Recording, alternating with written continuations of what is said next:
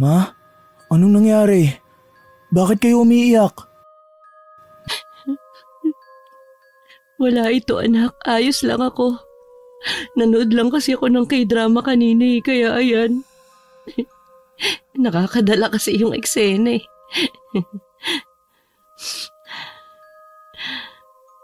Ma, alam kong may problema kayo.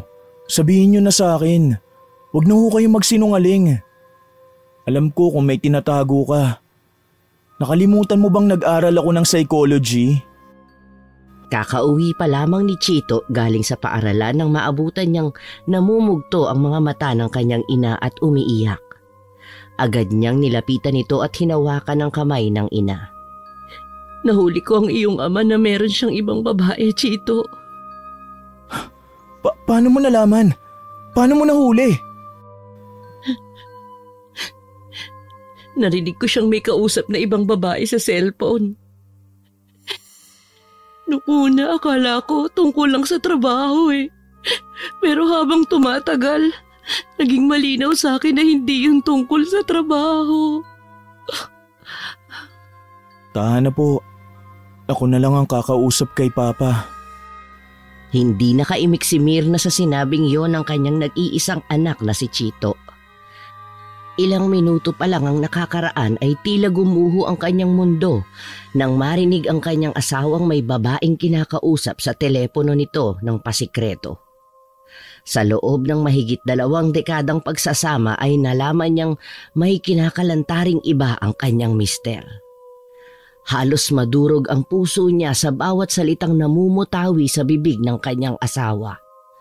Narinig niyang sinasabi ni Reden sa babae na wag itong tatawag kapag nasa bahay na ito dahil baka marinig niya. Kinutuban siyang may babae ang kanyang mister dahil bigla na lang itong nanglamig sa kanya. Nagsimula yon nang magretiro na ito sa pagsusundalo. Madalas siya nitong tanggihan na makipagtalik. Palaging sinasabi ng lalaki na matanda na sila para sa bagay na yon. Kadalasan din ay dahil sa pagod, antok at kung ano-ano pang dahilan. Tapos ay napansin din ni Aling Mirna na madalas nababawasan ang kanilang savings sa bangko. Meron itong pinagkakagastusan na hindi niya alam kung saan napupunta. Monitor niya ang takbo ng pera ng asawa kaya nasasaktan siya kapag nangyayari yon. Pakiramdam niya ay nawawala na ng respeto sa kanya ang lalaki. Nasasaktan siya hindi lamang para sa kanyang sarili, kundi para na rin sa kanyang anak na si Chito. Huwag na anak. Hayaan mo na lamang kami mag-usap ng iyong papa. Kami na ang aayos nito. Naramdaman ni Chito ang puot at lungkot sa dibdib ng kanyang ina. Hindi siya matingnan nito sa kanyang mata at tila tinitimbang ang sitwasyon. Maya-maya ay nilakasan niya ang loob na sabihin sa kanyang ina kung ano ang kanyang nalalaman. Mama, may kailangan po akong aminin sa inyo. Matagal ko na pong alam ang tungkol sa babae ni Papa. Ha? Ano? Bakit hindi mo sinabi sa akin, anak? Natakot akong sabihin sa inyo dahil ayoko kayong masaktan. Ayokong masira ang pamilya natin dahil sa ginawa niya. Pero ngayon, alam ko na mali ang itinago ko ito sa inyo. Pasensya na, Ma. Paano mo nalaman? Paano mo nahuli? Katulad ninyo, narinig ko rin po siya noon na may kausap sa telepono. Ang walang hiya. Hindi na talaga pumipili ng lugar kung saan at kailan sila maglalandian ng kabit niya. Ang kapal ng mukha. Makilala ko lang kung sino malanding babae na yon. Lagot talaga siya sa akin. Lintik lang ang walang ganti. Hindi nga po ako makapaniwala nung una na magagawa sa atin yun ni Papa. Kinikilabutan nga po ako dahil kay tanda-tanda na saka pa mangangabit at maglolo ko. Parang feeling teenager na makatawag ng baby sa babae niya. Hayaan mo na lang muna anak. Ako na ang bahala. Huwag mo ipaalam sa iyong ama na alam na natin ang katotohanan, ha? Basta mag-focus ka lang sa pag-aaral mo. Ayoko maapektuhan yon. Lalo na at graduating ka pa naman. Paano na lang kung biglang mabaliw ang ama mo doon sa babae niya tapos iwan tayo? Ikaw yung maapektuhan yan. Ayoko mangyari yon. Sige po, Mama. Nagkasundo ang mag-ina na hindi magpapahalatang alam na nila ang sikreto ng kanilang padre de pamilya. Ngunit isang hapunan ay hindi napigilan ni Chito na iparamdam sa kanyang ama ang kanyang inis at tampo. Tahimik lang itong sumusubo ng kanyang pagkain at hindi matingnan sa mata ang kanyang papa. Matipid din ito kung sumagot kapag siya'y tinatanong. Naramdaman ni Mang Reden ang kakaibang lamig sa paligid lalo na kay Chito. Malakas makaramdam ang ama kaya alam na agad nito kung may problema ang isa sa kanila. Kumusta? May bagong balita ba? Ang pag-aaral mo, okay lang ba? Kailan ang graduation? Ayos lang po, Pa. Oh, parang tahimik ka yata. May problema ba? Wala po. Pagod lang po ako. Chito, kung may problema ka, pwede mo namang sabihin sa akin. Kanina ko pa kasi napapansin na may kakaiba sa tinginan yung mag-ina. Galit ba kayo sa akin? O meron ba kayong sikreto na hindi sinasabi? Makikinig ako. Ngunit imbis na sagutin ang lambing ng ama ay biglang tumayo ang binata at diretsong pumasok sa kanyang silid. Anong problema ng anak mo, Mirna? Naku, huwag mo nang intindihin at baka may pinagdadaanan. Ako na lang ang bahala na kumausap sa kanya mamaya. Di ko nagustuhan yung ginawa niya. Para akong nabastos. Ikaw naman, baka pressured lang siya sa school. Ako na lang ang kakausap. Sige. Pagkatapos ng hapunan ay mabilis na pinuntahan ni Mirna ang kanyang anak. Naabutan niya itong nakataklob ng unan sa mukha. Dahan-dahan niya itong nilapitan at marahang kinuha ang mga kamay. Inamin kaagad ng lalaki na hindi niya maintindihan kung bakit nangyari ang ganoong bagay sa kanilang pamilya. Na sa tagal ng naging pagsasama ng mga magulang ay nakuha pang mambabae ng kanyang tinitingalang ama. Nagtanim ng galit si Chito mula noon. Mas lalo pang naging malamig ang pakikitungo niya sa kanyang ama. Halos di na niya pansinin si Reden. Madalas na lang na magdahilan si Aling Mirna sa kanyang asawa na baka may problema sa babae o sa paaralan nito, kaya nadadala ang problema sa kanilang bahay. Nakakapanibago ang anak mo ah. Namimiss ko na yung kakulitan niya. Yung kaingayan sa pagiging masayahin niya. Ano ba kasing naging problema ng anak ko ha, Mirna? Bakit ayaw niyong sabihin sa akin? Baka makatulong ako. Hayaan mo na lang muna siya. Walang gana din niyang sagot. Nakahiga na sila at nagpapahinga ng oras na yon. Pinapakiramdaman ni Mirna ang kanyang asawa. Sa totoo lang ay namimiss na rin niya ito ng sobra. Masakit sa kanyang tanggapin na lahat ng mainit na sandaling kanilang pinagdaanan ay magiging alaala na lamang sa pagitan nilang dalawa. Mas lalo pang nadagdagan ng sakit yon nang marinig niya ang malakas na hilik nito. Hindi na niya mabilang sa kamay kung ilang araw o taon nang walang nangyayari sa kanilang dalawa. Subalit nagbago na nga si Reden. Muling naglandas ang luha sa kanyang mga mata nang muling maalala ang mga pinagdaanan ng bago na buo ang isang halos perpektong pamilya na binuo nila. Una silang nagtagpo ni Reden nang ikasalang kanyang pinsan na si Isabel sa isa ring sundalo noon. Bisita noon ang mapapangasawa ng kanyang pinsan ang noong binata pang si Reden. Sa probinsya, uso pa noon ang sayawan sa bisperas ng kasal. Si Reden ang kanyang unang nakasayaw ng gabi na yon. Wala nang iba pang lalaki na nangahas na makipagsayaw sa kanya maliban sa lalaki. Nagtataka siya nung una pero may nakapagsabi na takot na raw ang mga binata na isayaw siya dahil binakura na siya ng sundalo. At doon nagsimula ang kanilang love story. Ilang araw pa siyang nanatili sa Ilocos at doon siya sinimulang ligawan ni Reden. Maski na ilang araw pa lamang silang nagkakakilala ay sinagot na niya ito bago pa siya umuwi sa kanilang bayan doon sa Nueva Ecija. Yun ang pinakamasayang araw ng kanyang buhay. Mahal na mahal niya si Reden kaya hindi niya ito pinahirapan sa pandiligaw. Isang malaking pagsubok sa kanilang dalawa yung magkalayo sila sa isa't isa. Ngunit hindi naging hadlang ang distansya para hindi nila maipadama ang kanilang pagkasabik at pagmamahal sa bawat isa. Nagkakausap sila sa mga payphone noong araw, ngunit mas madalas ay nagkukwentuhan sila sa pamamagitan ng sulat. Halos 1 taon din silang naghintay bago muling nagkita.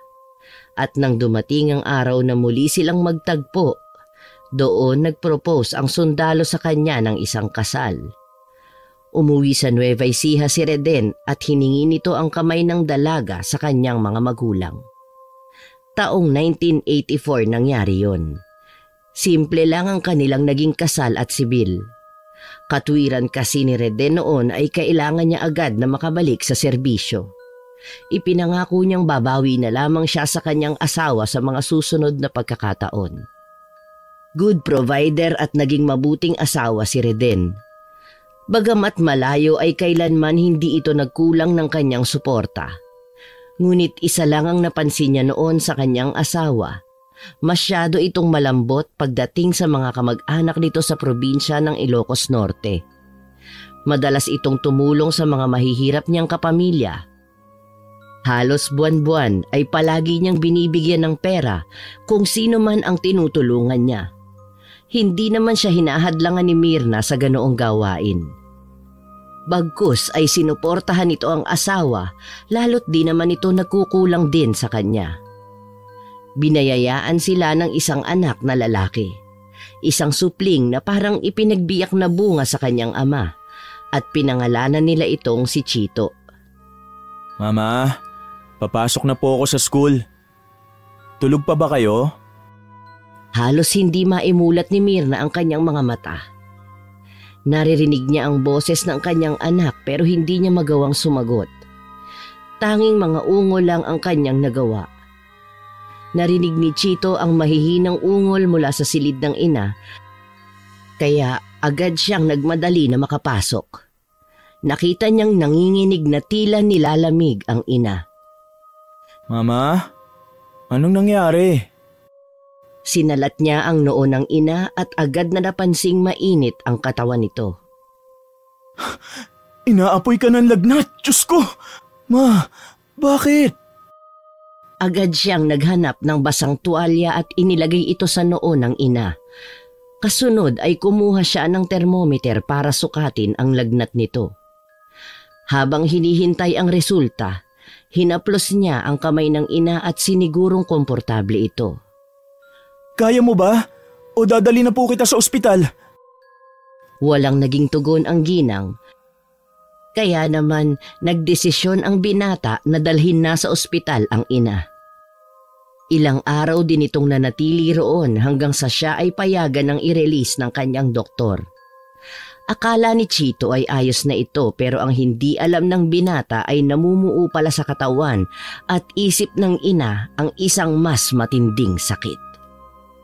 Sa loob kasi ng ilang araw na nagpapagaling siya ay ni minsan hindi siya dinalaw ng kanyang asawa.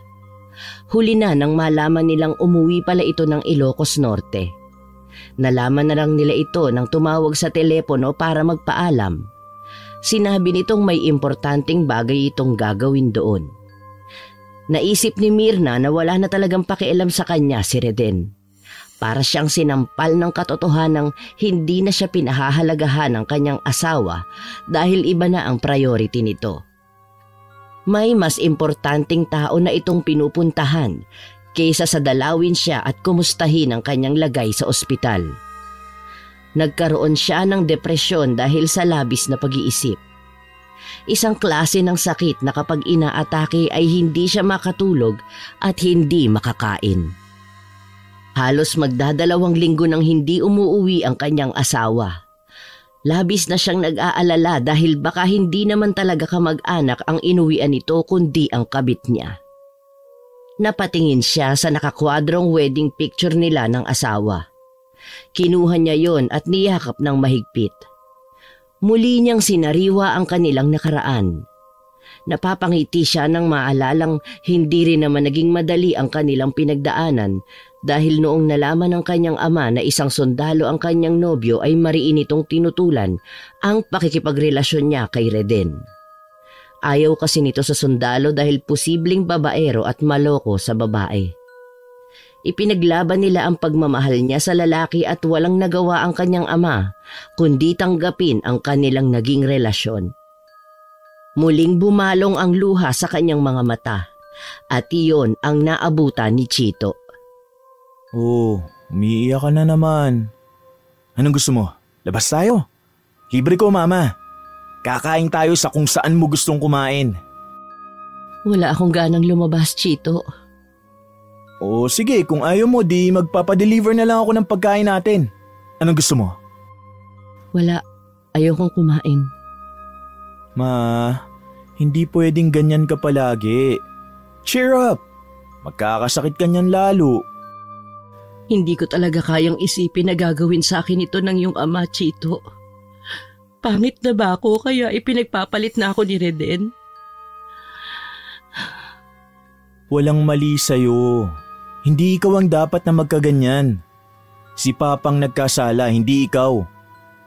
Mas lalo tuloy akong namumuhi kay Papa dahil sa ginagawa niya sa'yo eh. Pagdating niya dito, kakausapin ko na talaga siya. Babalik ba kaya siya sa atin? Natahimik si Chito. Hindi niya alam ang sasabihin niya sa kanyang ina. Hindi na rin kasi normal para sa kanya na matagal nang hindi nagpakita o nagparamdam sa kanila ang kanyang ama. Gayong alam naman ito noong huling tawag niya na idinala sa ospital ang kanyang asawa. Ngunit sadyang tila nawala na ito ng pakialam buhat nang mauwi sa probinsya nila sa Ilocos Norte. Biglang nakita ni Mirna ang hawak ni Chito na cellphone. Bigla niya itong inagaw. Oh, bakit ma? Anong balak mo? Pasensya ka na, anak. Pwede ko bang mahiram muna ito? Wala pong problema. Habang nasa tabi ng ina ay napansin ni Chito na nagdadayal ito ng numero at tila may tatawagan. Hello, Celia. Ako to, si Mirna. Kumusta ka na? Pasensya ka na at naistorbo kita. Si Celia ay ang kanyang best friend na nakapag-asawa sa Ilocos Norte. May kakayahan itong manghula. Nais na niya talagang malaman ang katotohanan tungkol sa kanyang asawa.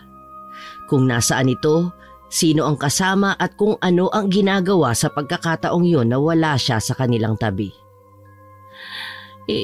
Gusto ko sanang itanong sa iyo kung pwede mong hulaan kung nasaan ang asawa ko ngayon at kung anong ginagawa niya. May nararamdaman kasi akong hindi maganda eh. Tahimik na nakinig si Chito habang patuloy sa pakikipag-usap ang kanyang ina. Ilang sandali pa ay nakita niya ang biglang pag-iba ng mukha ni Mirna. Parang nagulat at nabigla. Talaga? Nasa Ilocos Norte siya ngayon? At may kasama siyang babae? Ang mga salitang yun ang tila dumurog sa puso ng binata. Lalo pa at nakikita niya ang mga mata ng ina na tila nawala ng kislap at ang panghihina nito ay lalo pang nadagdagan. Hindi na nito narinig pa ang ibang sinabi ng kaibigan dahil pinatay na niya ang cellphone dahil sa pagkadismaya sa nalaman sa asawa. Sa pagkakataong yon ay alam na niya ang katotohanan. May babae ito sa Ilocos Norte. At marahil ang babae ring yon ang posibleng pinadadala nito ng pera at hindi mga kamag-anak niya. Niloko siya ng asawa. Hindi niya alam kung gaano nakatagal siyang niloloko nito pero yung huling nalaman niya ang labis na nakadurog sa kanya. Anong sabi ni Tita Celia? Ang sabi niya kasama raw ni Reden ang isang babae sa Ilocos Norte. May anak sila. Totoo ang kutob natin, anak. Parang bumagsak ang mundo ni Chito nang marinig ang masakit na katotohanan yon sa kanyang ina. Bagamat ganoon ang kanyang nararamdaman ay pinili niyang magpakatatag at kumalma. Kinausap niya ng maigi ang kanyang ina at ipinaramdam dito na ayos lang ang lahat, na hindi nag-iisa ang kanyang mama. Mabuti pa po. Magpahinga na lang muna kayo, Mama. Tinulungan niyang makahiga ng maayos ang kanyang ina. Inayos din niya ang una nito at hinintay na pumikit ito. Pagkatapos ay umupo siya sa gilid ng kama at hinintay na makatulog ito. Sa kabila ng kanyang ipinapakitang kalma ay hindi niya mapigilang mag-isip ng iba't ibang senaryo. Paano nga kaya kung totoo yung hula? Paano nila haharapin ang sitwasyon? Biglang tumunog ang kanyang telepono at rumihistro doon ang pangalan ng kanyang ama. Agad niyang sinagot yon habang dahan-dahang lumalabas ng silid. Narinig niya ang pamilyar na boses ni Reden. Chito, anak, pauwi na ako. Nasa biyahe na ako ngayon at inaasahan kong makakarating ako dyan ng hapon o kaya gabi. Sige po, sasabihin ko na lang po kay mama. Mag-ingat po kayo sa biyahe. Oo nga pala, kumusta na ang mama mo? Okay na ba siya? Mabuti naman at nakuha mo pa pong kamustahin. Ano yon, anak? Wala po. Sige na, Papa. Marami akong pasalubong sa inyo. Mga iba't ibang produktong pagkain galing ng Ilocos Norte. Naku, matutuwa ang mama mo sa mga ito, sigurado ako. Nag-abala pa ho kayo. Mas matutuwa po sana si mama kung noong nasa ospital siya umuwi ka at sinamahan man lang siya. Pasensya na, anak. Hindi ko magawang umuwi nun kasi may importante akong ginawa eh. Hindi ko pwedeng iwan. Pero nasa isip ko na mga oras na yun ang nanay mo. Walang oras na hindi ako nag-alala sa kanya. Talaga ho ba? Parang hindi naman ho totoo. Para kasing pakiramdam ko, wala na kayong pakialam sa kanya. Alam ko na nagtatampo kayo sa akin. Babawi ako, anak. Babawi ako sa mama mo. Promise ko sa iyan. Nais pa sana niyang ituloy ang pagkumpronta sa ama pero ibinabana ng kausap ang tawag. Ilang sandali muna siyang natahimik at nanatiling nakatayo sa harap ng pinto. Nag-isip-isip siya kung paano haharapin ang kanyang ama pagdating nito. Nagdesisyon siyang kausapin na lang ang ama sa tamang panahon kung kailan handa na siya at ang kanyang ina. Mahirap ang kanilang sitwasyon ngunit alam niyang kailangang maging matatag para sa kanilang dalawa. Pagkatapos makapagmuni-muni ay naisip niyang tumuloy na lamang ng kusina at ipagluto ng sopas ang kanyang ina. Alam niyang makakatulong ang mainit na sopas upang ma-relax ang ginang. Pagkatapos niyang magluto ay bumalik na siya sa silid ng ina. Sakto namang gising na rin ito at nakaupo sa tabi ng bintana. Tila may tinatanaw ito sa labas at hinihintay. Mama, nagluto ako ng sopas. Heto po, kain ka na muna po para lumakas ka. Iniabot niya ang umuusok pang mangkok ng sopas sa ina. Tinanggap yun ni Mirna nang may ngiti sa labi at inumpisahang kainin yon ng dahan-dahan. Salamat anak, napaka-sweet mo talaga. Hinayaan na niya munang matapos ang ina bago nito sinabi ang naging usapan nila ng kanyang ama. Dahan-dahan niyang inabot ang mangkok at inilapag yon sa isang tabi bago nagsalita. Ma, may sasabihin ako sa'yo. Ano yon anak? Tumawag po sa akin si Papa. Pauwi na raw po siya at nasa biyahe na. Darating siya mamayang hapon o kaya sa gabi. Nakita ni Chito ang biglang pagbabago sa ekspresyon ni Mirna.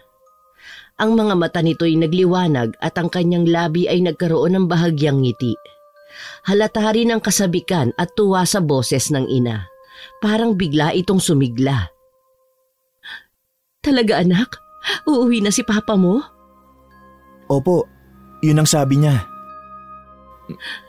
Ay, salamat naman sa Diyos. Kailangan ko magpahinga para may lakas akong salubungin siya mamaya. Salamat anak.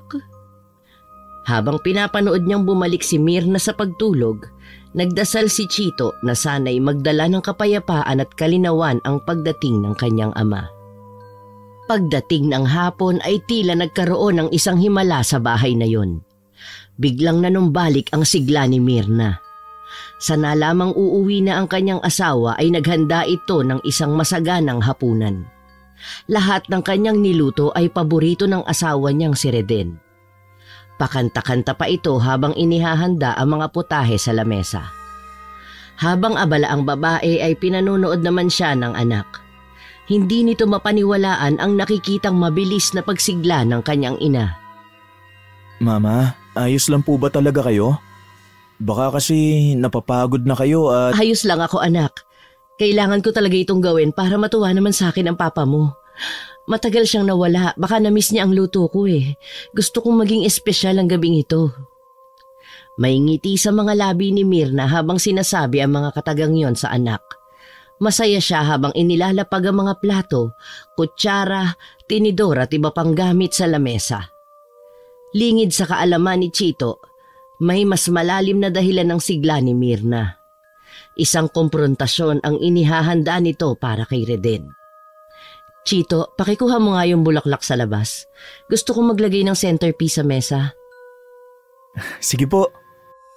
Sagot ni Chito at agad na lumabas upang kumuha ng bulaklak. Habang nag-iisa, huminga ng malalim si Mirna. Iniisip kung paano niya sisimula ng usapan mamaya. Makalipas ang ilang sandali, natapos din ni Mirna ang paghahanda.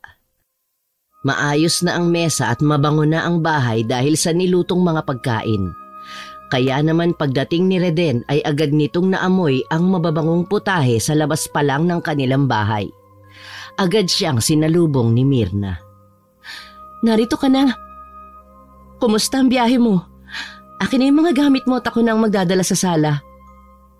Ba, kakaiba ang aura mo ngayon ah. Anong meron? Parang napakasaya mo. Siyempre masaya ako kasi nandito ka na. Ang tagal mo rin kasing nawala eh. Tagal ba yun? Mahigit 2 linggo lang naman akong nawala. Noon nga taon bago ko umuwi pero ayos lang sa'yo. Siyempre iba naman yun.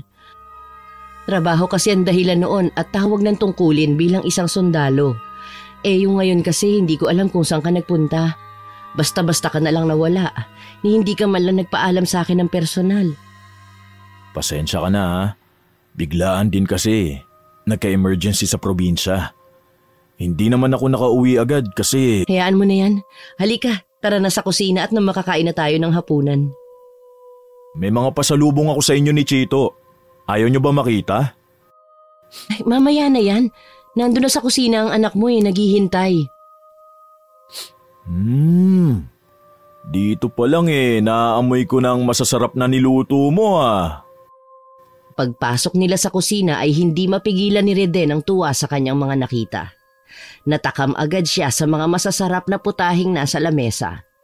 Agad siyang naupo at sinabi sa kanyang anak at asawa na kumain na sila habang mainit-init pa ang mga pagkain. Grabe, ang daming pagkain. Anong okasyon? Lahat ng inihanda nyo, paborito ko ah. Grabe, na-miss ko to. Bakit? Di ba marunong magluto yung pinuntahan mo sa probinsya? Nako Papa, masasarap talaga lahat ng yan. Kanina pa kasi talaga sabik na sabik si Mama sa pag-uwi nyo eh. Salamat mahal. Masaya ako sa sorpresa mong ito. Masaya silang nagsimulang kumain kasama si Chito. Kasabay nito ay ang walang katapusang kwentuhan at tawanan. Pagkatapos nilang kumain ay naglabas ng inuming nakalalasing si Mirna at inaya ang kanyang mag-ama na uminom. Ngayon lang ako mag-aaya ng ganito ha, huwag niyo akong tanggihan. Ang totoo niyan, pagod ako at wala sana talaga akong ganang uminom pero dahil ikaw ang nag-aya, aba, makakatanggi ba ako? Habang patuloy ang inuman, nagsimula ng magkwento si Reden. Alam mo mahal, kawawa sila ngayon dun sa probinsya. Sinalanta sila ng bagyo. Halos wasak-wasak ang mga kabahayan. Nakakaawa ang mga kamag-anak ko doon. Ganun ba? Ang totoo niyan, may umutang nga sa aking kamag-anak eh. Kinailangan niya ng pampagawa ng bahay dahil nasira nga ng bagyo ang bahay nila. Nakaramdam ng inis at galit si Mirna dahil alam niyang nagsisinungaling na ang kanyang asawa. Ramdam niya ang panlalamig sa kanyang dibdib habang patuloy na nagsasalita si Reden. Hindi na niya mapigilan ang sarili at huminga siya ng malalim bago magsalita. Pilit niyang pinipigilan ang sarili na magalit. Magkano ang ipinahiram mo? Nasa 85,000. Ano? 85,000? Nagpautang ka ng ganong kalaking halaga? Parehas na nagulat ang mag-ina sa nalamang yon mula kay Reden. Nag-init kaagad ang dugo ni Mirna. Sigurado ka bang kamag-anak ang pinuntahan mo sa Ilocos Norte? Napatingin ng diretso sa kanya ang kanyang asawa. Iba ang naging dating ng tanong na yon kay Reden. Parang nahimigan ito na hindi natuwa si Mirna sa nasabi niyang nagpautang siya ng pera sa kanyang kamag-anak. Nanibago siya roon dahil dati pa naman nasuportado siya nito sa kanyang ginagawang pagtulong. Kaya para hindi mag-alala ang ginang ay hinawakan nito ang kanyang kamay at ipinangako ang isang bagay. Babayaran din naman niya agad, mahal. Kailangan lang daw talaga nila. May babalik din ang pera natin, huwag ka mag-alala. Naloko mo ba ako, Reden? Napatayo si Chito nang marinig sa kanyang ina ang tanong nito sa kanyang ama. Kinabahan siya at inihanda ang sarili sa mga posibleng magiging sagutan ng kanyang mga magulang. Alam niyang sa gabing yon ay lalabas na ang katotohanan. Inuulit ko, Reden. Sigurado ka bang kamag-anak mo ang pinuntahan mo sa Ilocos Norte? Napatingin si Reden kay Chito na tila humihingi ng tulong o suporta, ngunit walang sinabi si Chito. Tahimik siyang nakatayo, hinihintay ang magiging sagot ng ama. Ano bang sinasabi mo? Siyempre, kamag-anak ko ang pinuntahan ko. Bakit ba bigla ka nagtatanong ng ganito? Huwag mo na ako gawing tanga. May nakapagsabi sa akin na may kasama kang ibang babae sa Ilocos Norte. Anong babae? Matagal ko nang ramdam na may iba ka. Gusto kong malaman ng totoo. May kabit ka ba? Wala akong kabit. Saan mo ba napulot yung mga sinasabi mo? Walang malaman ng totoo. Walang katotohanan ng mga sinasabi mo, Mirna. Tumahimik ang paligid. Ramdam ni Chito ang bigat ng sitwasyon, habang si Mirna naman ay nag-iisip ng tamang salita na maaari niyang maisumbat sa kanyang asawa. Ang gabing puno ng saya at kwentuhan ay napalitan ng tensyon at pag-aalangan. Alam nilang lahat na hindi na maaari pang baliwalain ang katotohanan at kailangan nilang harapin ang problema ng kanilang pamilya.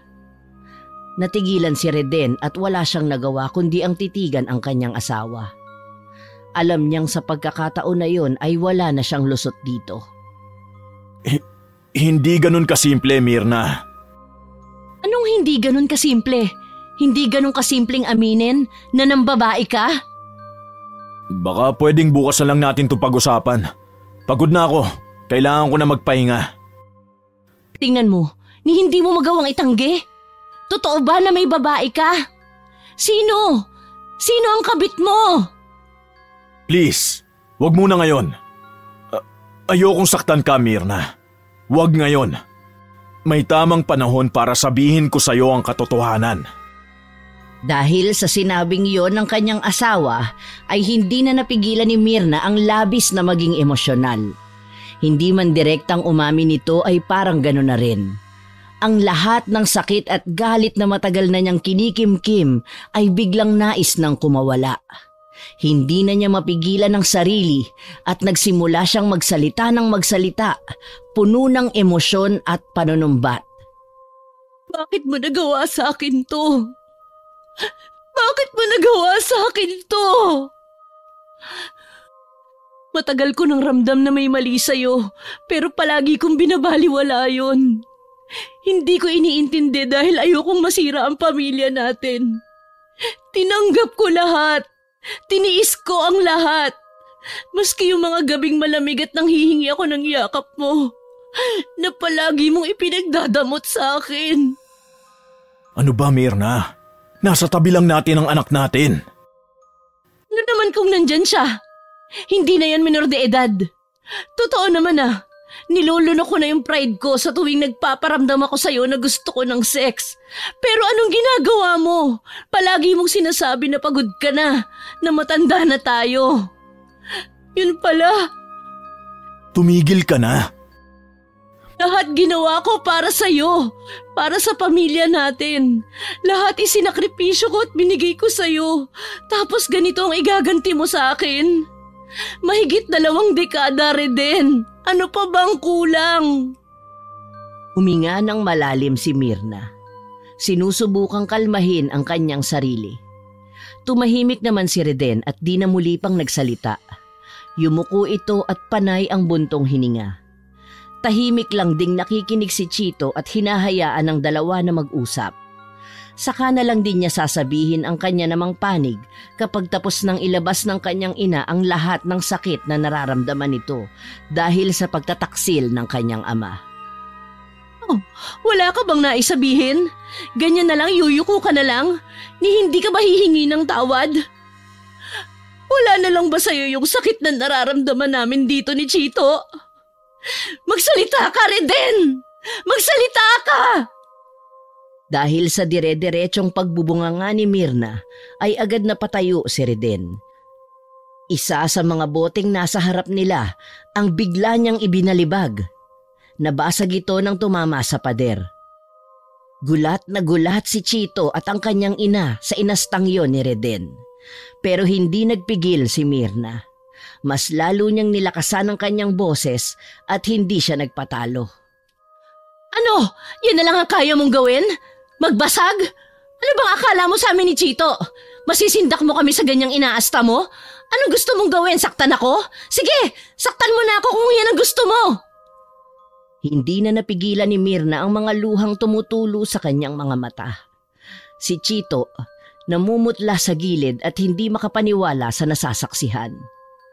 Ma, pa, tama na, pakiusap! Oh, sige, gawin mo na! Total, parang gano'n na lang din naman eh. Sinaktan mo na kami. Sinaktan mo kami dahil sa ginawa mo sa ating pamilya. Hindi mo kami iniisip ni Chito. Habang nagsasalita si Myrna, nakita niyang unti-unting nagbabago ang anyo ni Reden. Namutla ito at maya-maya ay hinawakan nito ang kanyang dibdib. Bigla na lang siyang nanigas at ang kanyang mukha ay napuno ng takot. Ang kanyang mga mata ay nanlaki at nagsimula siyang huminga ng malalim at mabilis. Hindi ko sinasadya! Sa isang iglap, tumumba siya sa sahig. Sapu-sapo ang kanyang dibdib. Reden! Mama, inaatake sa puso si Papa! Minga ng malalim si Reden, halos hindi na makahinga. Myrna, Chito. Huwag ka ng ambulansya! Habang nakahiga sa sahig si Reden, ay naging kapansin-pansin na ang kakaiba niyang paghinga, hirap at malalim. Lalong humigpit ang pagkakahawak niya sa kanyang dibdib na tila nilalabanan ang matinding sakit na kanyang nararamdaman. Ngunit pagkaraan lang din ng ilang sandali ay tuluyan na siyang nawalan ng malay. Habang inaantay ang ambulansya ay nanatiling kalmado lamang si Chito sa kabila ng takot at pagkabigla. Lumapit siya sa kanyang ama na nakahandusay sa sahig. Inayos niya ang posisyon ni Reden. Pinahiga niya ito ng patagilid at siniguradong bukas ang lahat ng mga daanan ng hangin. Reden, gumising ka! Please, wag mo akong iiwan! Nakikiusap ako, lumaban ka! Lumuhod si Chito sa tabi ng kanyang ama at iniba nitong muli ang posisyon ng ama bago sinimulan ang compressions. Inilagay ni Chito ang kanyang mga kamay sa gitna ng dibdib ni Reden at nagsimulang magbigay ng chest compressions. 1, 2, 3. Binibilang niya ang bawat pagtaas at pagbaba ng kanyang kamay sa dibdib ng ama. At nang dumating sa tamang bilang ay binigyan niya ng rescue breath si Reden. Sinusubukang maibalik ang kanyang paghinga. Paulit-ulit niya iyong ginawa. Ang bawat kompres at bawat hinga ay puno ng pag-asang maililigtas niya ang sariling ama. Papa, laban! Ilang sandali pa ay narinig na nila ang tunog ng paparating na ambulansya. Si Chito ay nagmamadaling lumabas upang salubungin ang mga magre-rescue. Dito po, bilis! Agad na pumasok ang mga ito sa loob at mabilis na inasikaso si Reden. Habang inilalagay nila ito sa stretcher, Sina Mirna at Chito ay magkahawak kamay na nagdarasal para sa kaligtasan ng kanilang padre de pamilya. Diyos ko, iligtas mo sa kapahamakan ng asawa ko. Agad na dinala nila ang lalaki sa ospital. Ayon sa doktor na nakausap nila ay atake nga sa puso ang dahilan ng kanyang pagkawala ng malay. Pinuri ng doktor si Chito dahil naikwento sa kanya ni Mirna na ito ang nagbigay ng CPR sa pasyente nila. Mabuti daw yon, sabi ng doktor. Salamat sa mabilis na responde at pagbibigay ng CPR, nakaligtas ang kanyang ama sa tiyak na kamatayan. Habang nagpapahinga si Reden sa kama niya sa ospital, ay tahimik na nagbabantay sa tabi niya sina Mirna at Chito. Biglang tumunog ang cellphone ni Reden. Anak, sagutin mo! Dahil sa utos ng ina ay dinampot nga ni Chito ang cellphone at sinagot ang tawag. Nakarehistro ang pangalang Sheila. Hindi muna siya nagsalita. Hinintay niyang unang magsalita ang nasa kabilang linya. Hello? Gusto ko lang sabihin na hinahanap ka ng anak mo. Grabe, parang bata na naman na nagmamaktol dito. Gusto ka daw ulit na makita. Kailan ka ulit bibisita? Hello? Bakit di ka nagsasalita Reden? Hindi agad nakapagsalita ang binata sa kanyang narinig. Natuldukan na ang lahat ng mga kasinungalingan. Ngunit bago pa man niya masumbatan ng babaeng nasa kabilang linya ay biglang nalobat ang cellphone. Agad na kumuha siya ng charger at isinaksak sa outlet ang cellphone. Sino yung tumawag? Anong sabi? Yung kabit po ni Papa yung tumawag. Tinatanong niya kung kailan babalik si Papa sa kanila. Hinahanap daw kasi siya ng anak nila. Sinasabi ko na nga ba hindi nagkamali si Celia sa hula niya. Humanda sa akin yung babae na yan. Tawagan mo! Mamaya na lang po. Nagcha-charge pa po kasi. Isang oras ang inintay ng mag-ina bago mapuno ang baterya ng cellphone. Nang hugutin nito ni Chito sa charger, ay kaagad niyang tinawagan ang numero ng babaeng huling tumawag sa kanyang ama. Sino ka? Anong kailangan mo sa asawa ko? Bakit mo siya tinatawagan? Ikaw ba yung kabit ng asawa ko? Naku mali ka ata ng tinawagan. Hindi ako kabit ng asawa mo. Anong hindi kabit? Ikaw yung tumawag kanina, di ba? Oo, ako nga. Yung anak ko ang nakasagot sa tawag mo kanina at narinig niyang pinababalik mo ng Ilocos Norte ulit ang asawa ko. Ang kapal din naman talaga ng mukha mo, ano? Teka lang, ayoko ng gulo. Huwag mo akong awayin dahil wala naman akong ginagawang masama sa'yo at... Isa kang walang hiya! Wala ka bang konsensya, ha? Naninira ka ng pamilya! Hayop ka! Wala akong sinisirang pamilya. Hindi ko alam ang sinasabi mo. Ngayon ide-deny mo. Pero kanina sobrang nilalandi mo ang asawa ko. Hindi ka pala kontento maging kabit, nagpabuntis ka pa at nagkaanak kayong dalawa? Malandi ka! Nagkakamali ka, hindi ko intensyon na manira. Hindi mo intensyon, pero ginagawa mo. Isa kang kabit, isang ahas na walang pakialam sa ibang tao basta makuha mo lang ang gusto mo. Wala kang respeto sa sarili mo at sa pamilya ng ibang tao. Hindi ko naman gustong mangyari to. Hindi mo gustong mangyari? Pwes tigilan mo na ang kahibangan mo. Kung may natitira ka pang respeto sa sarili mo, itigil mo ng pakikialam sa pamilya namin. Hindi ka kailanman magiging parte ng buhay ng asawa ko. Pasensya ka na pero hindi ko magagawa yun. Hindi magagawa. Binabalaan kita ha. Tigilan mo ng pangungulit sa asawa ko. Kung kailangan mo ng pera, sige sabihin mo kung magkano ang kailangan mo. Wala akong presyo. Hindi ko sinisira ang pamilya ninyo. Hindi mo alam kung ano sinasabi mo, Mirna. Kaya tumigil ka na sa pang-iinsulto sa akin. Ayaw mo palang naiinsulto bakit ka kumakabit? Bakit mo nilandi ang asawa ko? Pokpok ka! Kabit! Higad! Wala kang karapatan sa asawa ko! Tigilan mo na ang panggugulo! Biglang tumahimik sa kabilang linya. Ngunit panandalian lamang yon. Nakatanggap si Mirna ng isang klase ng sagot na tila di naaapektuhan ng kanyang kausap sa mga sinabi niyang pang-aalipusta. Ang kawalang respeto nito sa kanya ang mas nagpahusto sa galit at sa kanyang mga hinanakit. Tumigil ka na, ha? Hindi ako kabit. Kung gusto mo, isaksak mo na sa baga mo yung si Reden. Bastos ka! Ang kapal talaga ng mukha mo. Alam mo, hindi ko talaga maintindihan kung bakit may mga katulad mong babae na kayang manira ng pamilya para sa sarili nilang kaligayahan.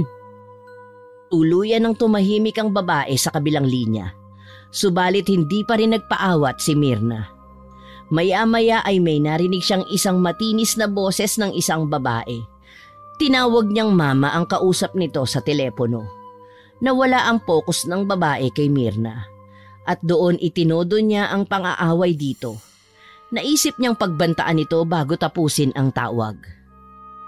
Kita ko hindi mo titigilan ng panggugulo sa pamilya namin! Hindi ako natatakot. Wala naman akong ginagawang masama. Pagkatapos ng matindi at marahas nilang pag-uusap, ay pabagsak na binitawan ni Aling Myrna ang cellphone ng kanyang asawa. Nang hihina itong napaupo, mabilis namang inalalaya ni Chito ang ina upang makaupo ito ng maayos. Anak, ginawa ko na ang dapat. Mula noon ay isinumpa na ni Myrna sa kanyang sarili na gagawin niya ang lahat para gawing impyerno ang buhay ng babaeng yun. Ang inis, sakit at galit ang nag-udyok sa kanya upang magplano ng isang paghihiganti. Pagkalipas ng ilang araw ay nakalabas na ng ospital si Reden. Nagsimula silang bumalik sa kanilang normal na buhay, ngunit kailangang gawin ng ginang ang isang bagay para sa kapayapaan ng kanyang isip. Isang umaga habang nag-aalmusal ang pamilya, nagpaalam si Myrna sa kanyang asawa. Reden, kailangan kong umuwi muna saglit ng Nueva Ecija. May aasikasuhin lang ako. Gusto kong dalawin ng mga magulang ko. Ha? Sasamahan kita. Matagal ko na nga rin di nakikita sila nanay at tatay eh. Kumusta na ba sila? Mabuti naman sila pero huwag ka nang sumama. Ako na lang. Ayoko maabala ka. Alam ko naman na maraming naghihintay sa iyong trabaho sa negosyo mo. Saglit lang naman ako babalik din ako kaagad. Kung ayaw mo magpasama, ayos lang naman. May kailangan ka ba? Wala. Bibigyan kita ng pera. Ibili mo ng pasalubong sina tatay. Oo, Reden. Salamat. Siguradong matutuwa si tatay sa mga bibilin kong pasalubong nito. Kinuha niya ang perang inaabot sa kanya ng mister. Ngunit sa kanyang isip, iba ang plano niya para sa pera na yon. Balak niyang gamitin ang pera para bayaran ng taong magtatrabaho para sa kanya. Isang tao na makakatulong para sa kanyang paghihiganti. Napangisi siya at yun ay kaagad napansin ng kanyang anak na si Chito. Subalit naghintay muna ang binata ng tamang oras upang komprontahin ang ina. Saka lamang siya nagbukas ng saloobin nang pumasok na sa trabaho ang kanyang ama. Si Reden ay matagal nang nagnenegosyo. Isang hardware shop ang kanyang inaasikaso. Ipinatayo niya ang negosyong yon gamit ang perang nakuha niya mula sa pagreretiro bilang sundalo. Habang abala si Myrna sa pag-aayos ng mga pinagkainang plato, ay lumapit sa kanya si Chito. Ang mukha ng binata ay puno ng pag-aalala. Alam ni Chito na may pinaplano ang ina at batid niyang hindi yun maganda. Pwede po ba tayo mag-usap? Ano yun, anak? May problema ba? Ano po talagang plano nyo? Ba't biglaan naman yata yung pag-uwi ninyo? Nasabi ko na sa papa mo yung dahilan, di ba? Yun lang yun. I'm sorry po, pero parang may nararamdaman akong di maganda eh. Pambihira ka naman, bata ka. Ano namang gagawin kung hindi maganda? Ma, huwag mo nang ituloy kung ano man yung pinaplano mo. Hindi tamang maghiganti tayo. Anak, hindi mo naiintindihan. Kailangan kong gawin ito. Hindi ko hahayaan na sirain ng babae na yun ang pamilya natin. Ano pong balak mong gawin? Hindi mo na dapat malaman, anak. Ako nang bahala doon. Kailangan ko lang tong gawin para matahimik na ako. Kailangan kong gumanti. Ayos lang ako, anak. Huwag mo na akong alalahanin. Alam ko ang ginagawa ko. Huwag ka sanang magagalit sa akin, Mama. Kasi Kaya ako lang naman sinasabi ang mga bagay na to dahil ayoko masaktan kayo. Ayoko ring mapahama ka sa kung ano man ang pinaplano mo. Mahal kita, Mama. Tayo na lang dalawa dito ang talagang magkakampi. Isa pa, ilang araw na lang po graduation ko na. Importanteng araw yun sa akin. Ayokong wala ka. Gusto kong makita ka ron. Gusto kong makita na proud ka sa akin. Palagi naman akong proud sa'yo eh. Mula pa nung maliit ka, palagi kong ipinagsisigawan lalo na sa mga kamag-anak natin kung gaano ka katalino at kabait. Alam ko yun. At saksi po ako doon. Salamat sa lahat-lahat, Mama. Sa mga naging sakripisyo mo sa akin. Ano ba yan? Nagdadramahan na tayo dito. Naiiyak ako eh. Baka mamaya pag sumakay ako ng bus pag-isipan pa ako ng mga pasahero na broken dahil sa namumugto kong mata. Mama naman, nagawa pa magbiro. Sige na, huwag ka nang umalis. Huwag mo nang ituloy yung plano mo. Kailangan ko talagang ituloy ito para matahimik na ang kaluluwa ko, anak. Hayaan mo na ako. Promise, hindi ko kakalimutan ang graduation mo. Babalik ako kaagad. Bahala po kayo. Pero kung ano man ang gagawin nyo, sana hindi nyo pagsisihan bandang huli. Ayoko kasing makitang nasasaktan kayo. Mahal na mahal kita, Mama. Napapikit si Myrna at hinugot ang isang malalim na hininga. Yumakap ng mahigpit si Chito sa kanya, isang mainit at puno ng pagmamahal na yakap. Naramdaman ni Myrna ang labis na pagmamahal sa kanya ng kanyang anak. Tila dinudurog nito ang kanyang puso at napapalambot nito ang matigas na pader ng kanyang galit at hinanakit sa mundo. Ngunit bago pa man siya tuluyang bumigay ay binitawan na niya ang anak. Kailangan niyang ituloy ang plano, anuman ang mangyari. Habang naglalakad palayo sa kanilang bahay ay ramdam niya ang kakaibang bigat ng kanyang naging desisyon. Alam niyang hindi magiging madali ang kanyang gagawin, ngunit buo na ang kanyang loob na ipakulam ang karelasyon ng kanyang asawa. Ang lahat ng hinanakit at selos sa babae ang nag-udyok sa kanya upang igawad dito ang isang hindi makatarungang hustisya. Sa kanyang pag-alis, dala ni Myrna ang pangako sa sarili na hindi niya hahayaan ng sino man na sirain ang kanyang pamilya. Pagdating niya sa kanilang probinsya ay agad niyang pinuntahan ang kanyang tita Elisa. Medyo papadilim na rin noon. Lingid sa kaalaman ni Reden ay may isang kapamilya si Myrna na may taglay na kapangyarihang itim o may kakayahang mangkulam. Si Elisa ay ang nakatatanda at nag-iisang kapatid ng kanyang ina. Matagal na panahon na buhat nang lumayo ito sa kanyang sariling pamilya dahil halos itakwil siya ng mga magulang nito nang mahuli siya mismo ng kanyang ina na nagsasagawa ng ritual. Magmula noon ay naging bantog na siyang mangkukulam. Tumira ito sa bukid ng mag-isa at doon ay malaya niyang nagawa ang masasamang gawi. Ginawa niyang negosyo ang pangungulam. Naging kliyente nito ang ilang mga mayayaman o karaniwang mga tao na may hangad na hindi maganda sa kapwa. Sa kabila ng tunay na pagkatao nito ay nagkaroon siya ng asawa at isang anak. Ang tahanan ni Elisa ay nakatayo sa gitna ng isang kabukiran. Matatagpuan ito sa isang baryo na napapalibutan ng mga pananim ng mga palay at gulay. Halos 15 minuto din ang nilakad ni Myrna bago marating ang bahay ng kanyang tiya.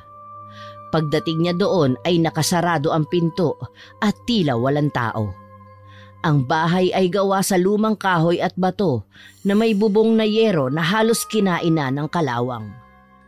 May mga baging na nakapulupot sa mga haligi at dingding na tila nagsasabi sa sino mang daraan na huwag pumasok. Inakala niyang wala ng tao doon na nakatira kaya laylay ang kanyang balikat na aalis na sana. Dahil nakasara nga ang bahay ay naisipan niya na umuwi muna sa kanyang magulang at bumalik na lang kinabukasan. Magtatanong-tanong sa mga kakilala kung doon pa nga ba nakatira ang tiya o hindi na. Ngunit may isang aso na lumitaw galing sa likod bahay at panay ang kahol. Kasunod nito ay narinig niyang umingit ang pinto. Paglingon niya ay nakita niya ang kanyang tiya na tila bagong gising lang. Magulo ang kanyang buhok at nakasuot ng bestidang itim. Walang pinagkaiba sa mga nakikita sa pelikula na anyo ng isang tunay na mangkukulam. Payat na babae at nangingitim ang ibaba ng kanyang mga mata. Mapusyaw din ang kanyang balat at kulubot na. Magandang araw, Tia Elisa. Ako po si Myrna, yung anak po ni... Kilala kita. Anong ginagawa mo rito? Anong kailangan mo? Hindi na po ako magpapaligoy-ligoy, Tia. Kailangan ko ang tulong ninyo. May ipapakulam sana ako sa iyo eh. Biglang nagdilim ang mukha ng matanda nang marinig ang tunay na pakay sa kanya ng kanyang pamangkin. Tinitigan niya ng masama si Myrna. Tiningnan niya ito mula ulo hanggang paa. Bumakas ang isang malupit at galit niyang anyo. Biglang nais tuloy mapaatras ni Myrna nang makita ang kakaibang anyo na yon ng kanyang tiyahin. Ang totoo ay hindi naman talaga sila close nito dahil simula bata siya ay pinagbawalan na sila ng kanyang ina na makipaglapit dito. Matagal ko nang tinalikuran ng aking pangungulam. Umalis ka na! Hindi ako aalis dito, Tia, hanggat hindi mo ako tinutulungan. Kailangan kong gawin to kasi gusto kong isalba ang pamilya ko. Wala akong pakialam sa pamilya mo. Ang tagal na panahon na wala akong pamilya. Umuwi ka na sa inyo at baka makita ka pa dito ng iyong ina ay ako na naman ang sisihin nun kapag may nangyari sa iyong masama. Ayoko na ng gulo. Makinig ka, Tia.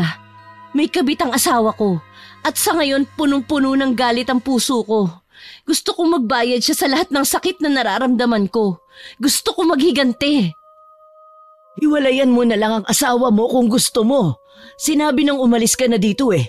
Mas marami pa akong kailangang unahin kesa dyan sa mga hinanakit mo. Nasa ospital ang anak ko ngayon, Myrna. Kailangan kong kumayod para may maipon na panggastos sa kanyang pagpapagamot. Bibigyan kita ng sapat na pera para makabayad sa mga naging gastusin niyo sa ospital. Gawin mo lang yung gusto ko. Handa akong ibigay sa'yo maski magkano. Hindi biro ang mangkulam. Ang lahat ng uri ng kapangyarihang itim kapag ginamit ay palaging may kapalit. Handa ako, Tia. Gagawin ko ang lahat para sa pamilya ko. Malakas ang kumpiyansa ni Myrna na matutupad ang kanyang plano kung papayag sa gusto niya ang kanyang tiya. Naging usap-usapan din kasi noong mga bata pa sila na talagang malakas ang kapangyarihan nito. Sa simpleng pagpapalipad hangin lang o pagtitirik ng itim na kandila ay kaya na nitong magtanim ng sumpa. Kayang-kaya nitong pumatay. Halika, pumasok ka muna dito sa bahay ko. Mabilis ang naging kilos ni Myrna. Sinundan niya ang kanyang tiya papasok dahil baka magbago pa ito ng isip. Nagkaroon siya ng pag-asa na mapagbibigyan siya ng matanda. Pagpasok niya sa loob ay bumungad sa kanya ang isang maliit na sala na napapailawan ng dilaw na liwanag mula sa mga lumang gasera. Ang sahig ay gawa sa makakapal na kahoy at ang mga dingding naman ay napalilibutan ng mga lumang larawan. Ang amoy ng insenso ang nangingibabaw sa paligid. Sa gitna ng sala ay may isang malaking mesa na puno ng iba't ibang uri ng mga gamit sa ritual. Mga kandila, kristal, mga lumang aklat ng mahika at mga bote ng langis at pulbos. Sa gilid ng sala ay may isang mataas na istante na puno ng mga bote na may lamang mga tila, mga labi ng mga insekto at patay na mga uod. Akala ko ho ba matagal na ninyong kinalimutan ng pangungulam. Bakit may mga ganito pa rin sa bahay mo? Totoong matagal na akong di nangungulam. Magmula nung namatay ang asawa ko ay tinalikuran ko na ito.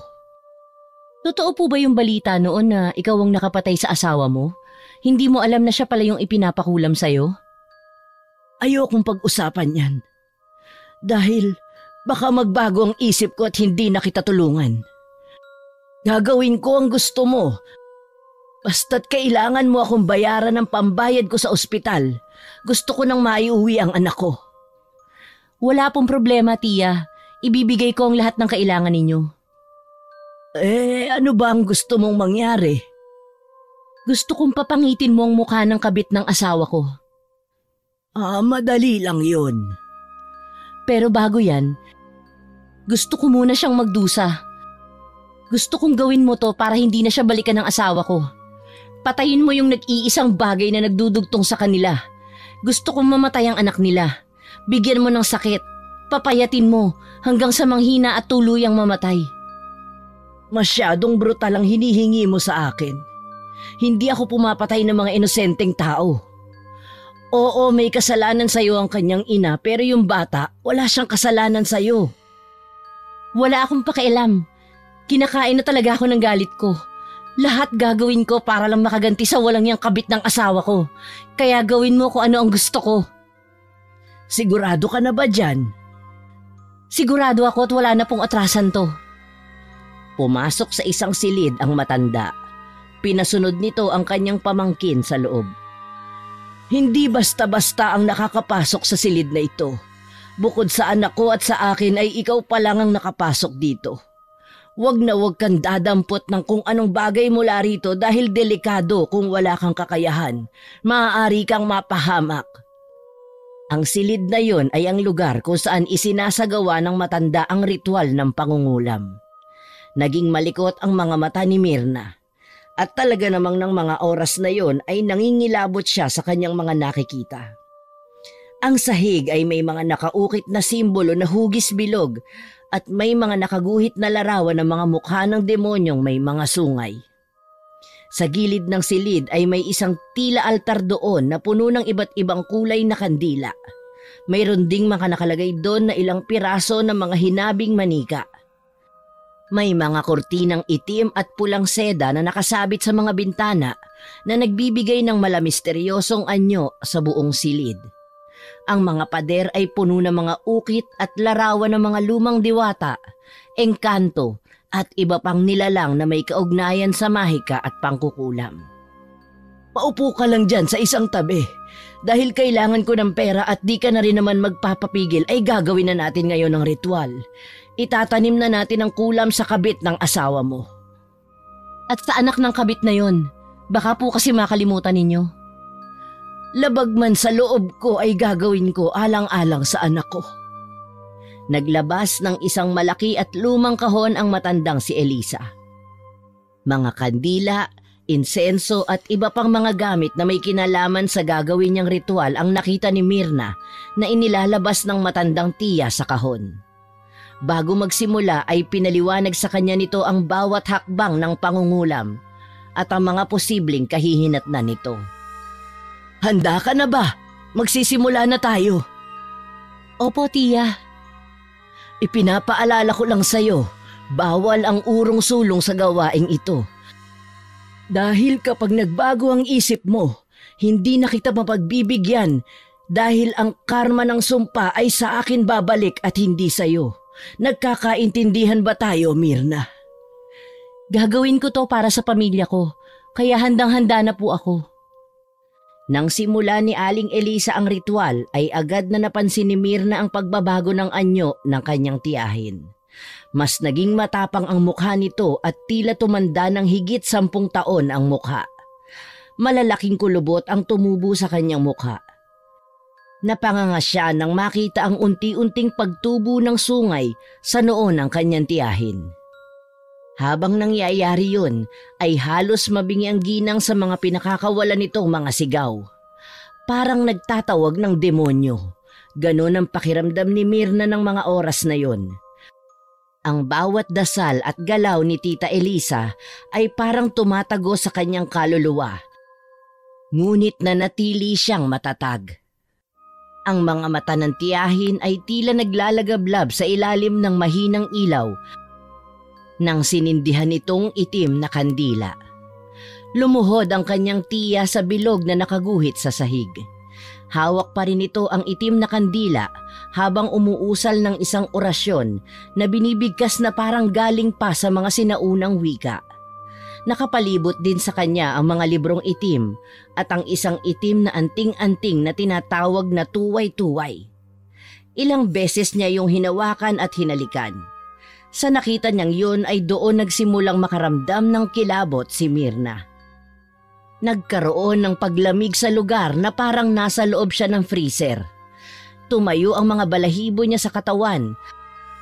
Lalo at alam niya kung saan nanggaling ang bagay na hinahalikan ng kanyang tiya. Buto yon sa ilalim ng tuhod ng isang taong patay na.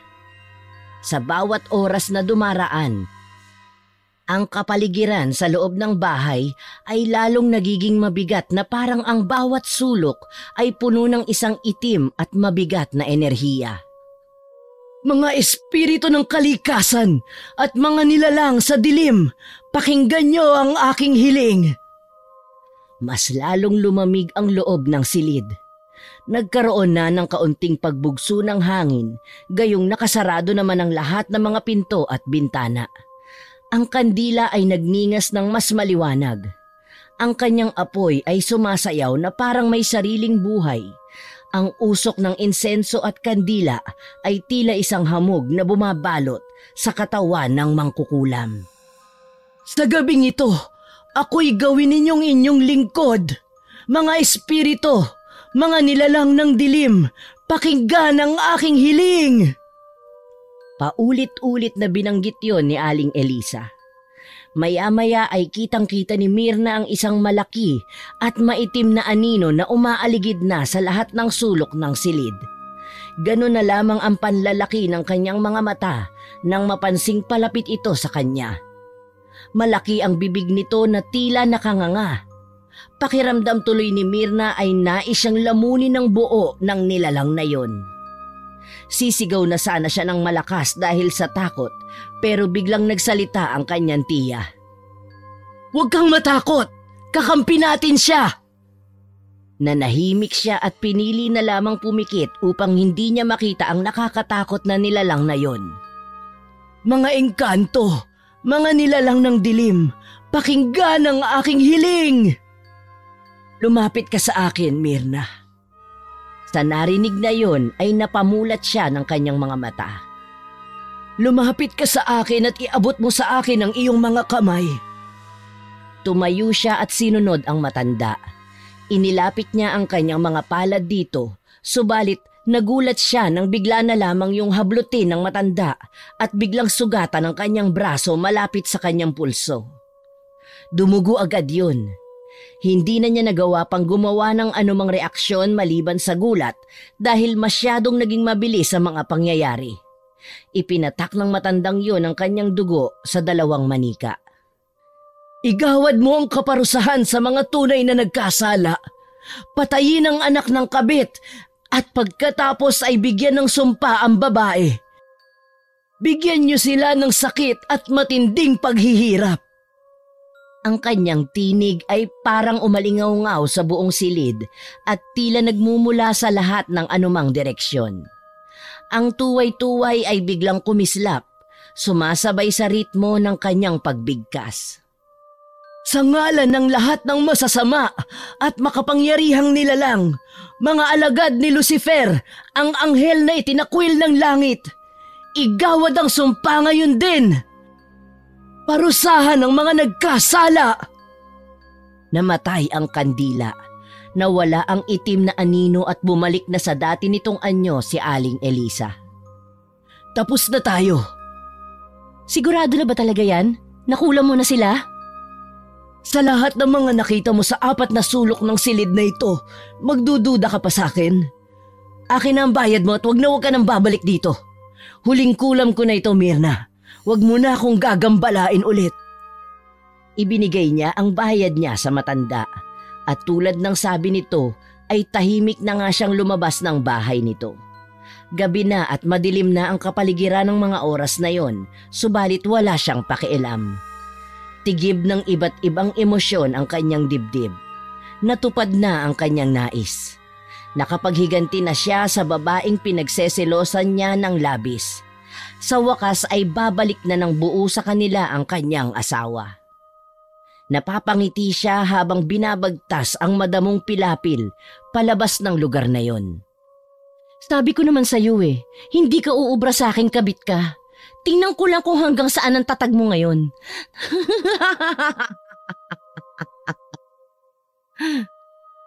Pagkalipas ng araw na yon ay hindi na rin nagtagal sa probinsya si Myrna. Mas maaga siyang bumalik dahil ayaw niyang magkaroon ng aberya ang graduation ng kanyang anak. Ang pinakaayaw kasi niya ay yung naghahabol siya ng araw. Nangumusta lamang siya sa kanyang magulang at nagbigay ng pasalubong. Isang gabi lang din siyang natulog doon at saka siya nagpaalam na uuwi na. Ramdam ng kanyang ama na tila may mali sa kanya at tinanong pa nga kung nagkakaroon ba sila ng problema ni Reden, pero itinanggi niya na meron silang problema.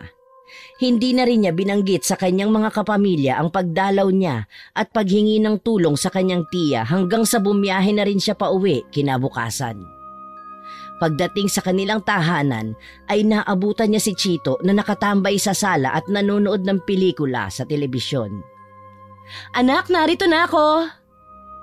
Oh, akala ko ba ilang araw ka po dun? Ang bilis nyo rin palang uuwi, Mama. Diyos ko naman, Chito. Para mo namang sinabi na parang ayaw mo na akong umuwi. Hala, hindi naman po sa ganun. Nagulat lang po ako. Ano? Kumusta po sina Lolo? Hindi ba nila hinanap ang paborito nilang apo? Tinanong ka nga eh. Bakit daw hindi ka sumama?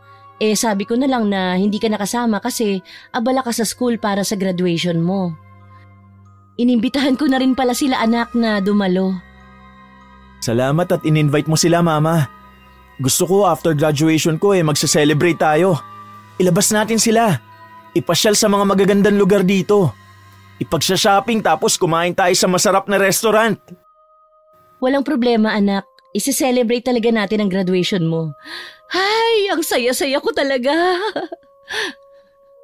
Parang kakaiba po ang aura nyo ngayon Bakit? Ano ba ang nakikita mo sa akin ngayon? Nakainom po ba kayo ng Happy Pill? Ang saya-saya nyo po Anong meron sa mama ko? Nakaganti na ako. Po? Anong nakaganti? Tapos ko nang ipakulam yung babaeng yun at yung kanyang anak. Matatahimik na tayo. Ano? Ipinakulam mo sila? Ma, anong pumasok sa isip mo? Ba't mo ginawa yun? Alam mo, hindi titigil ang babaeng yun hanggat hindi niya tayo nasisira. Kaya hayaan mo na ako. Nagawa ko na at hindi ko na mababawi yun. Pero masama po yun. Hindi dapat sinusuklian ng kasamaan ng mga maling nagawa sa atin. Paano po kung makarma tayo? Ikaw? Pinoprotektahan ko lang ang aking pamilya, anak. Ginawa ko yun dahil mahal ko kayo ng papa mo. Ayaw kong maghiwa-hiwalay tayo. Nakaramdam ng kaunting inis si Myrna dahil tila nawalan siya ng kakampi ng questionin ng kanyang anak ang kanyang nagawa. Nasa ganoong sitwasyon silang mag-ina nang dumating ang haligi ng tahanan. Mahal, nandito ka na pala. Kumusta ang pag-uwi mo? Wala. Nag-walk out ang ginang. Tumuloy siya sa kanyang silid at doon ibinuhos ang kanyang mga sama ng loob. Pambihirang buhay to. Hindi ko alam kung saan ako lulugar Basta, wala na akong pakialam. Importante sa akin ngayon, napakulam ko na yung babae. Bahala na sila sa mga buhay nila. Basta kami ng pamilya ko, mabubuhay kaming masaya. Ngunit isang sigaw ang narinig niya. Nagkakagulo ang kanyang mag-ama sa ibaba ng kanilang bahay. Ilang segundo pa siyang nakiramdam, ngunit nang mapagtanto niyang may mali na nangyayari, ay tumayo siya sa kama at mabilis na tinungo ang sala. Naabutan niya ang anak na namimilipit ang tiyan sa sakit. Sumusuka din ito ng kulay itim na likido, parang natunaw na itim na kandila. Ang sakit ng tiyan ko, Mama! Aray! Tulungan niyo ako! Agad nilang itinakbo ng ospital ang binata. Subalit kahit ilang test ang kanilang ginawa ay wala silang makitang anumang sakit o abnormalidad sa mga organ ni Chito. Maging ang isinusuka nitong itim na likido ay hindi nila maipaliwanag kung saan nanggaling. Malinis naman kasi at normal ang kanyang tiyan galing sa resulta ng kanyang ultrasound. Maski walang anumang makitang sakit sa binata ay hindi pa rin nila ito iniuwi. Nanatili ito sa ospital dahil nagreklamo na ang kanyang anak ng labis na panghihina.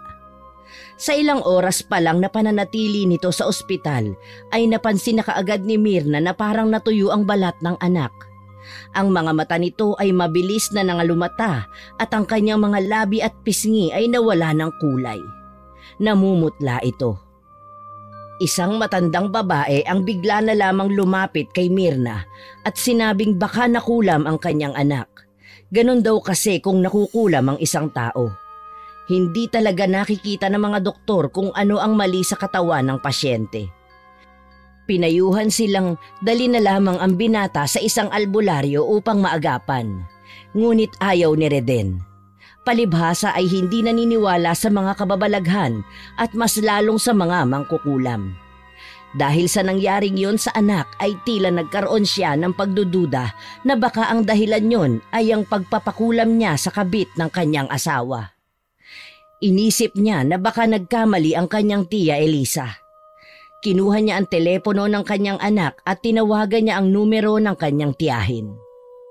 "Tiya? Bakit ka tumatawag sa akin, Mirna? Hindi ba't sinabi ko na sa'yong wag mo na akong gambalain?" "Hindi, may gusto lang akong tanungin sa'yo." "Ano yun?" "Posible ba na nagkamali ka ng kulam?" "Bakit? Ano bang nangyari? Bakit mo tinatanong sa akin yan?" "Tiya, bakit yung anak ko ang naghihirap ngayon? Bakit ba pakiramdam ko siya yung tinamaan ng sumpa ng kulam? Sumusuka siya ng itim na likido tapos namimilipit sa sakit ng tiyan. Bigla na din siyang nanghina. Anong nangyayari, tiya?" "Imposibleng magkamali ako. Malinaw ang pagkakasabi kong sa anak ng kabit ni Reden mapunta ang sumpa ng kulam." "Hindi, tiya, nagkamali ka. Naligaw sa anak ko ang kulam mo. Nagkamali ka ba? Aminin mo na, please." "Sinasabi ko na sa'yo, Mirna. Hindi ako nagkakamali sa aking pangungulam. Imposible yun. Pero kung gusto mo ng kasagutan dyan sa tanong mo kung bakit, siguro mas tama na tanungin mo na lang ang asawa mo. Baka alam niya ang sagot sa tanong mo." "Anong ibig mong sabihin?" "Ay, gabi na, Mirna. Nagpapahinga na kami ng anak ko. Huwag mo na akong ginagambala."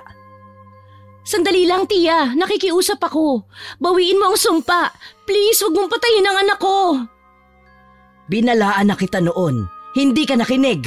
Bawal bawiin ang kulam." Patuloy sa pakikipagtalo si Mirna sa kanyang tiyahin.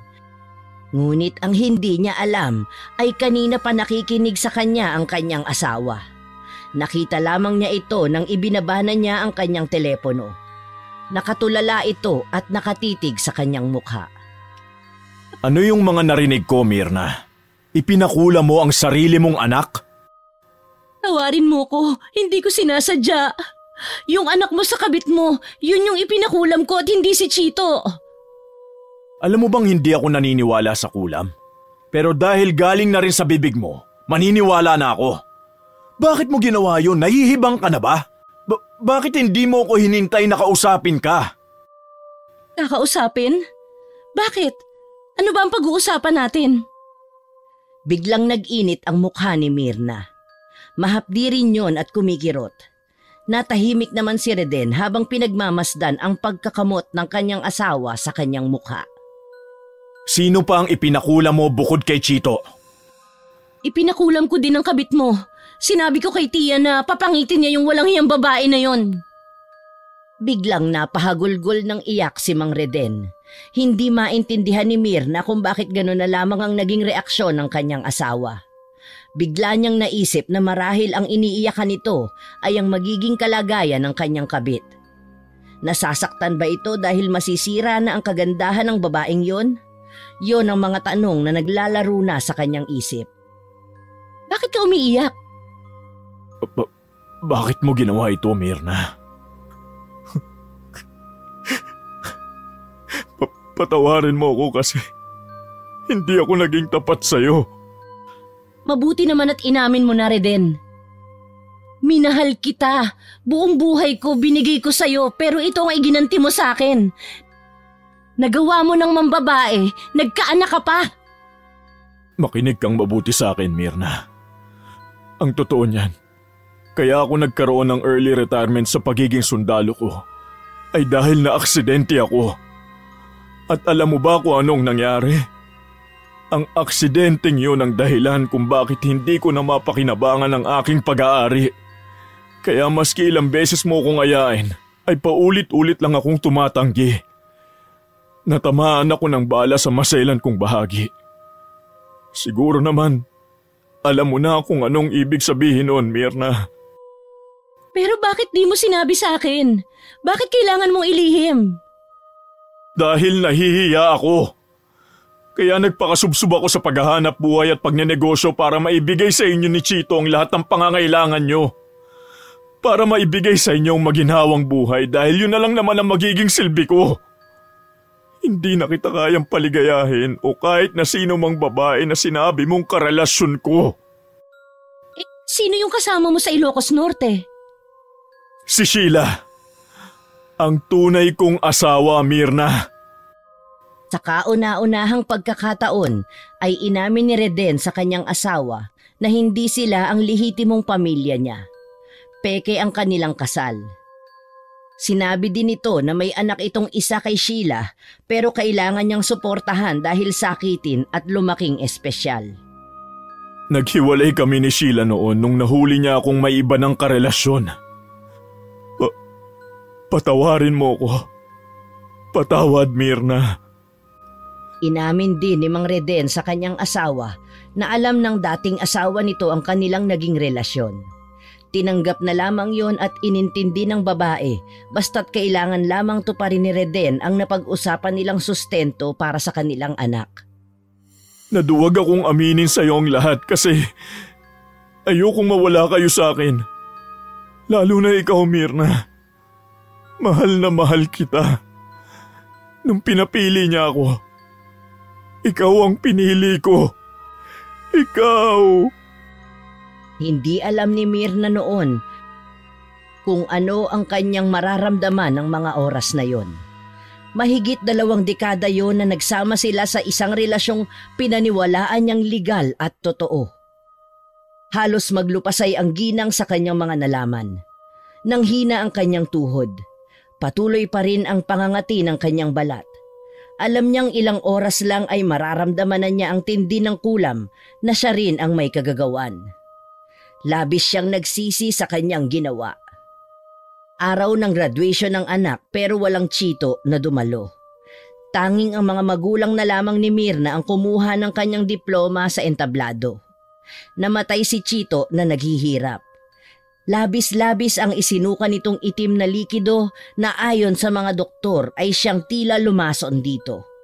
Samantala, si Myrna naman ay tinubuan na rin ng mga nakakatakot na bukol sa mukha. Nanuyo na rin ang kanyang balat. Tulad ng sabi niya sa mangkukulam, nais niyang pumangit ang kabit ni Reden. At yun nga ang nangyari. Kasabay ng kanyang pagpangit ay ang tuluyang pakikipaghiwalay na din sa kanya ng kanyang mahal na si Reden. Pagkatapos kasi ng libing ng binata ay nagpaalam na rin itong babalik na lamang sa kanyang tunay na pamilya. Maski alam niyang siya ang tunay na dahilan kung bakit nagalit si Myrna at nagawa ang ganoong bagay ay hindi niya magawang tanggapin na pinili nitong gumawa ng masama dahil sa selos at sa paghihiganting walang katuturan. Inuwi ng kanyang mga magulang si Myrna sa probinsya at doon ay paulit-ulit siyang nakikiusap sa kanyang tiya Elisa upang bawiin ng kulam pero naging matigas ito. Ayaw daw niyang maibalik sa kanya ang kulam. Dahil kailangan pa siya ng kanyang anak. Umiyak man si Myrna ay huli na. Hindi na niya maibabalik pa sa dati ang lahat. Wala na ang kanyang pinakamamahal na pamilya. Patay na si Chito at palala ng palala ang kanyang mga sugat at bukol. Nakailang palit na din sila ng albularyo pero walang magawa ang mga ito. Malakas at makapit ang kulam. Hanggang ngayon, pinagsisisihan ni Aling Myrna ang kanyang nagawa. Aminado siyang nagkamali siya. Siya ang natupok sa sariling apoy, sa apoy na hiningi niya mula sa demonyong kanyang kinapitan. Magsisiman siya ng paulit-ulit ay huli na.